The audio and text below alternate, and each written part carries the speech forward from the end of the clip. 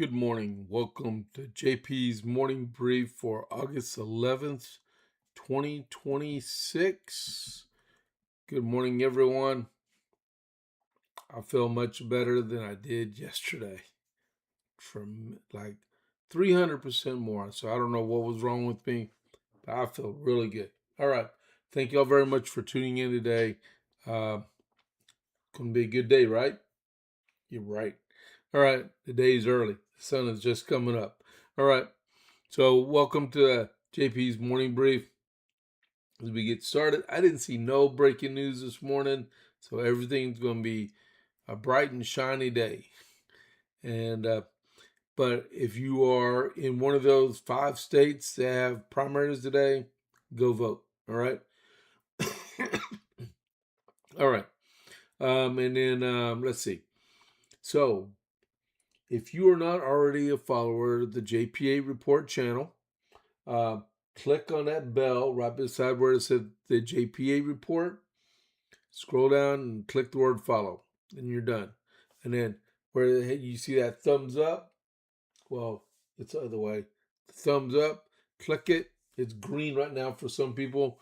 Click it and give me a like for the episode. I do that for everybody that I go to on their channels for on Rumble. I always do it every single time. And then if you want to join in the chat, I got Covite for Life in there with us right now. He says he can't wait to learn. Ricky's a good guy, really good guy, and he's a Navy vet. All right, so that's even cool. Um, so yeah, so welcome to the JP's morning brief. And let's see, as we get started, sometimes it's hard to track, but that's all right. Here we go. The Armament Shop. Whether you're looking for your first firearm, upgrading your setup, or need expert service, Jason at the Armament Shop is Copper's Cove's premier source for all things shooting. Browse our wide selection of pistols, rifles, and shotguns, backed by top tier gunsmithing for repairs, along with reloading supplies and professional cleaning to keep your firearm in peak condition. Need a transfer? We make FFL transfers fast, easy, and affordable. Need your CHL? Jason can handle those classes both online and in person, along with the range that's required. He has over 3 decades of experience. Visit the Armament Shop today at 115A West Avenue D in Coppers Cove, or call or text at 254-560-2023, or visit www.armamentshop.com. That's www.armamentshop.com. The Armament Shop. Your safety is our priority. All right. So make sure I get the right one up. All right. So hey, I just want to let y'all know one thing. Also, I do the Iran update every single day. Now that might be getting kind of coming to an end on that, because I usually get most of my Iran update from Fox News. They, for like the last 2 or 3 days, I've been having to go all through the internet looking for articles about, or headlines about about Iran,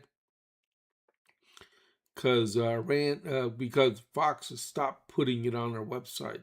So I may end up putting articles about Iran in there, as long as the president in Iran are still knocking fists and stuff, and we until we win, right?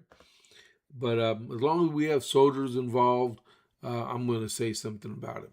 All right. So this is what I got for the day. Trump issues his response to Iran. Trump says Iran is not getting through the blockade, which is right. We have a 20 vessel blockade blocking the entrance of the Persian Gulf, and you're not going to get through. All right. The spiritual leader, the Ayatollah Khomeini, appointed 6 new generals to IRGC some group called the Basher Group, I think it is. It's supposed to be some elite command group. The War Department is requesting more funds for drone defense, about $14 billion worth.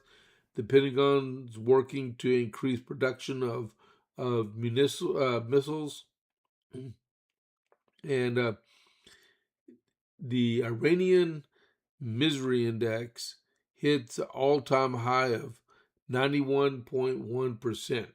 Okay, so almost everyone is miserable inside the country of Iran, or the Islamic Republic of Iran. Yesterday, the Dow Jones closed at 53,975.98. It was down 60.95 points. West Texas Intermediate, just a little while ago, was trading at $84.52 a barrel. And Brent crude oil is trading at $89.89 a barrel. All right, that's your Iran update for right now. Announcements. Announcements are, if I could breathe, the Coppers Cove Conservative Club. We are meeting today at 6 p.m. in Coppers Cove at Giovanni's. All right, we have guest speaker, Sheriff Scott Williams. He's going to be talking about drug abuse and the war against it. I had a buddy of mine yesterday text me and asked me if we were actually going to meet at Giovanni's. And I said, LOL, yes. And because he replied back and said, because the room in the picture looks so much better than we usually meet at. I had to tell him it was an AI picture, which was funny. Okay. All right. Next announcement is on the 22nd of August, the Coryell County Republican women are going to have their annual Boots and Bling social gathering. It's $50 a person. It's going to be at the Texas Station Event Center. The dinner is going to be provided by El Tapatio. The guest speaker is Steve Municieri from Governor Abbott's office. If you like tickets, on the bottom left-hand corner is a QR code and a link. Take the picture on it. I have a link. I'm going to tell you an alternate way to get the tickets because it's hard to do that on this picture right here. All right. Next announcement. The 27th of August is Pints and Politics in Gatesville at 6 p.m. Ranchers in Gatesville at the corner of 84 and 36. All right. Next is Coryell County Republican Party on the 29th of August. It's going to have a gun day. It's a Patriot Range Day at the Holly Gun Range. It's going to be $20 a person. You can shoot all you want. The armament shop is going to be there. Bring your own ammo, or he's going to supply some ammo there and some pretty cool weapons also. All right. It's sponsored by Curmudgeon's Honeymead, but you can't fire and drink at the same time. So if you're going to drink, you're not going to be able to fire, just so you know. All right. Last announcement. On the 26th of September, we have the Coryell County Republican Party annual fish fry at the Texas Station Event Center, 6 p.m. Fish is included. Also, it's $35 a ticket. We have two guest speakers. One is going to be Pete Flores, Senator, Senate District 24 from Texas, and the other is Republican Party of Texas Chairwoman Dorinda Randall. All right.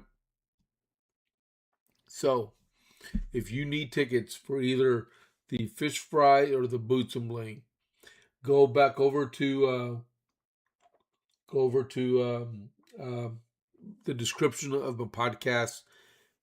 Sometimes you got to hit show more, but down there you'll see CCRW Boots and Bling, and you'll see also CCRP Fish Fry. Those two hyperlinks go to each one respectively. You can buy your tickets and be all settled. You can buy tickets for you and your spouse or date, and also you can buy tables if you like to be a sponsor for a table. All right, so that is your announcements for the day. And like I said, I do the announcements because that is a way that like-minded Republicans know where they can go to meet other Republicans. Because once you get engaged in the political process, you stay engaged with the political process. And it's better to fight in numbers than all by yourself. All right? So, with that being said, let's get on with some news here. And there's a lot of news here, so I'm going to brush over. This is the morning brief anyway, so I normally try to just brush over this as it is. First one, President Trump issued his demand to Iran because they wanted to issue their demands to us yesterday, right? So he put this on Truth Social. I see that the representatives of the Islamic Republic of Iran are asking for compensation for the damage done to them during the last 5-month military conflict because they will not have a nuclear weapon. All caps, okay? Even though it was never mentioned in any of our negotiations or meetings.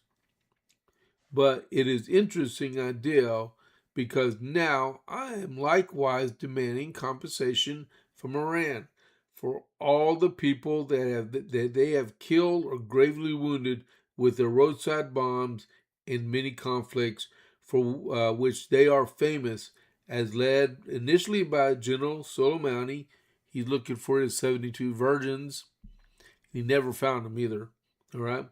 Including the family of those killed on the USS Cole, the thousands of others killed in combat, especially several friends of mine, and he went on. Additionally, compensation should be paid to the families of the hundreds of thousands of innocent protesters that Iran has killed over the last 50 years, not to mention the 52,000 that have been killed in the last 5 months. I have instructed my representatives to put this firmly into any and all future negotiations. They didn't respond. All right. So, go figure. Do you really expect Iran to respond to those demands when they put some outrageous demands on the United States a couple of days prior? I don't think so. I think the president should stick it to them. And like I keep saying, Iran is really, really, really grateful that I'm not the president of the United States. Because right now, it'd be a city of them there. All right? So, let me calm down. My blood pressure was all right this morning. This is dealing with a little bit of OPSEC because I don't know how this part got out. But evidently, yesterday evening, a report came out. Okay? It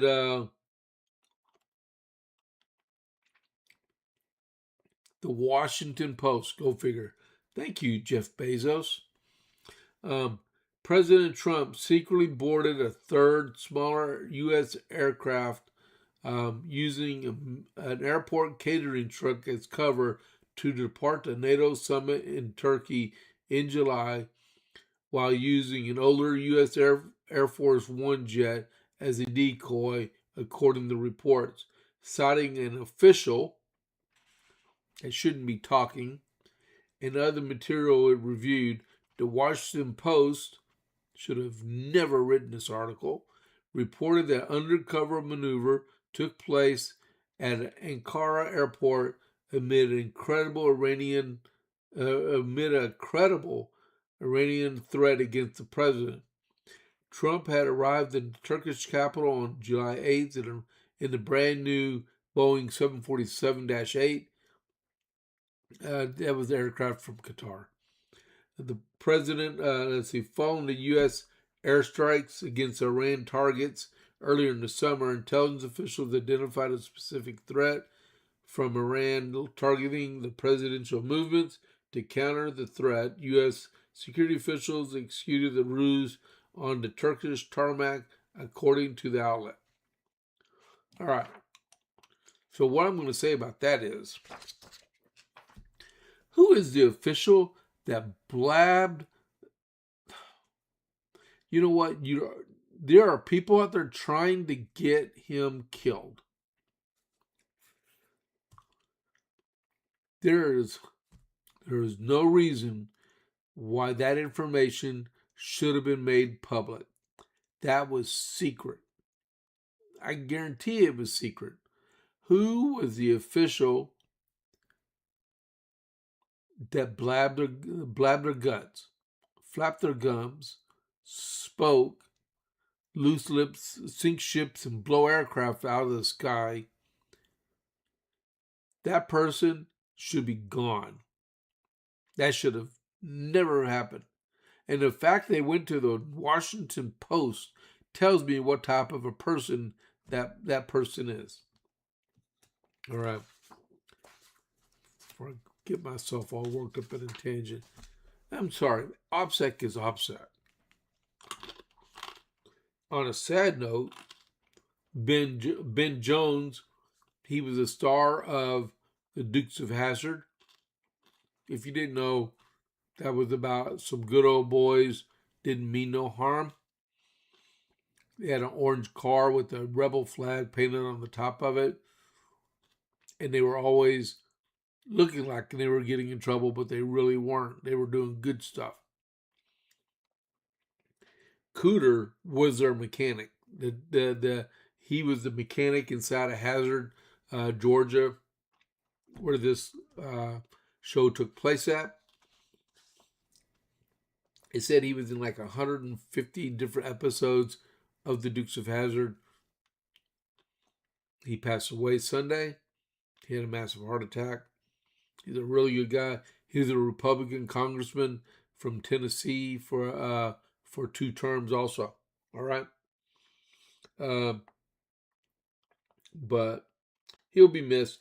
Matter of fact, if you did not know, Cooter's Garage is, if you go to Nashville, Tennessee, there is a museum for Cooter right there, over by the Grand Ole Opry in Opryland, USA. Okay, so just remember his family. All right, but he was a good actor. He did more than just Dukes of Hazzard, but he's known for Dukes of Hazzard. So next, Todd Blanche sworn in as the next Attorney General. You know what? I tell you, I think this is me bloviating again. I think Google is doing something with the algorithm, because if I do any type of search on conservative news topics or people in the Google, nothing comes up from Fox News. I'm serious. You don't see nothing from Newsmax, and you don't see anything from Google. So I think Google is restricting Fox News on their search on their Chrome. Okay, I could be wrong, but I think so. But I found this on Forbes.com about Todd Blanche. Right, Todd Blanche was formally sworn in Monday as the Attorney General following a contentious confirmation process, and he now faces a series of legal cases and potential actions that will test the AG's ability to act independently of President Trump. Because he is the people's lawyer, right? And plus, he's the president's attorney general. As numerous senators expressed concern, Trump's one-time defense ally is still filling that role. Blanche formally was sworn in as Attorney General Monday after being confirmed in the Senate by a vote of 50 to 49, allowing Blanche to keep his job permanently after being acting AG following predecessor Pam Bondi's ouster. So, congratulations, Mr. New Attorney General.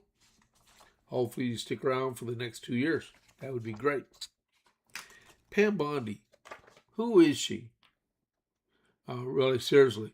She's been gone for several months, and she moved to another role within the administration, but I have not heard from her, not one bit. It's like she dropped off the face of the earth. What are we at, 650? Oh, by the way, I'll get it set up right now so I can finish strong, right? Vince is on today. He's back. That's what I'm getting set up for him. I miss hearing him. It's like if I don't hear him or Dan Bongino, I'm like missing something. Democrat, Socialists, and Damage Control is the name of his episode. Let me see. Control V. Okay, I'm all set. All right. So next. So if you watch the president when he does his, what do you call it, executive orders from the Oval Office, you'll see this one guy over to his right, and it's always giving him the portfolio so he can do his signature on there, right? His name is Will Scarf, right? He just got promoted. He is going to be the new White House counsel. He's going to be replacing David Harrington. Warrington is going to be moving to the civilian sector. But so President Trump announced over the weekend that his new White House counsel will be Will Scarf. The White House counsel, he is the senior lawyer for everything in the West Wing. All right. So you have counselor to the president, which is the president's personal lawyer while he's president, and then you have the White House counsel, which represents the entire executive branch. Okay, that works in the White House. Scarf now the White House staff secretary. I'll stop there. So when I worked for White House Comms, White House Communication Agency, that was cool. I remember who the staff secretary was when I was stationed there. It was Brett Kavanaugh, the Supreme Court Justice. I still remember that. Well, he will begin his new post on September 1st when David Warrington leaves for the private sector. The duty of the White House counsel is primarily to advise on legal and policy questions related to the presidency. And the office is now primary White House contact for the Justice Department, and according to the Newswire services. That was pretty cool. Man, congratulations, Mr. Scarf, on your promotion, which will be in 2 weeks, right? The next one is President Trump. He signed an executive order recommending the MMR shot, mumps, measles, rubella, separated into separate shots, right? As we all know, you get the MMR before you start school, and you get the MMR before you go back to college. I think it is about 10-year separation, right? And then, but what the president wants to do is ungroup those shots into singular shots, just to be on the safe side about them. President Trump signed an executive order on Monday with Will Scarf, right, regarding childhood vaccines, which separated the measles, mumps, rubella vaccine into 3 different shots. The order recommends administering the separate shots across different visits and directs the nation's National Health Department to improve vaccine research. He did not specify how apart the visits should be. For far long, America has recommended more childhood vaccines than any peer nation, and even twice as many doses from some European countries, the president said in a signing ceremony. In many cases, we are requiring 72 jabs of our beautiful, healthy, lovely, delicate little children. Effective immediately, my administration recognizing the gold standard childhood vaccine recommendations for only 11 core vaccinations against the most serious and dangerous diseases, along with MMR. We want it in 3 separate vaccinations given at separate times. The president also stated vaccines for Hep B, COVID 19, flu, among others, will no longer be recommended for all children, citing religious and medical exemptions. All right? We shall see where that goes, right? I still get my flu shot every year. But I heard some stuff about mRNA and the flu vaccine, so I might be asking, like, can I get the regular flu shot so I don't get the mRNA one? Unless they've all worked out all the kinks. A couple months ago, President Trump, he broke his streak of having endorsements win elections in Indiana, right? They did a recount, which turned out that Paula Copenhaver, she actually won her race instead of losing it. That was from the 23rd Senate District primary. It flipped. State Senator Spencer Derry lost his primary. He was one of those that voted against the president and redistricting.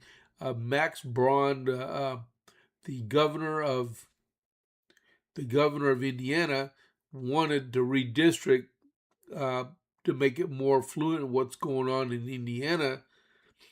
And he was one of 8 Republican state senators that refused to go along with the redistricting. So the president got a bloody nose in that vote. Well, the president said, watch this. And now the 8 Republicans that voted against him are all going to be looking for new jobs as of January. And good luck to Paula Copenhaver and her race to become the next state senator from the 23rd Senate District in Indiana. Thank you for standing strong with our president. Next, it is primary day in several states. Like I said, one of them is in South Carolina and in Wisconsin. So I'm not going to give any recommendations about the Democrat races. I don't care about them at all. There is a Republican race in Wisconsin. Vote for the best Republican. But the way things are turning out in Wisconsin, it should be a Republican state after November 3rd because of the people, especially what's her name, Rebecca Hong, or Francesca Hong. She's the DSA candidate, and then there's a far left progressive candidate running right beside her for the nomination, and there's a really good Republican running in the Republican primary. Darlene Graham, she is still fighting to win the primary. That's going to be the day in South Carolina. It's a special Republican primary due to the death of Senator Lindsey Graham. So that's the day. It's going to be her versus Fry versus Norman versus I forgot the other person. Well, let me go over this a little bit. She was endorsed by President Trump. Let's hope she wins. The odds are that there's going to be a primary runoff on August 25th. So this is the pre-show of the show, okay? So Senator Darlene Graham isn't trying to carbon copy her late brother, but as she tries to vies for the opportunity to fill his seat for the long term, she is determined to carry on his legacy, forging a path of her own. I think Lindsey was an amazing senator. His interest. What time is it? Oh, I gotta go. All right, I'm going to cover this on the JPA report. All right, I am out of time. Oh my goodness, 15 seconds to Vince. Okay, I will see y'all in 1 hour with the JPA report. Okay, let me click this. All right, good. Okay, here we go. The raid is confirmed. It's initiated. You got 10 seconds. I will check y'all out in 1 hour. Thank y'all for giving me 30 minutes to talk to y'all this morning. I'm out.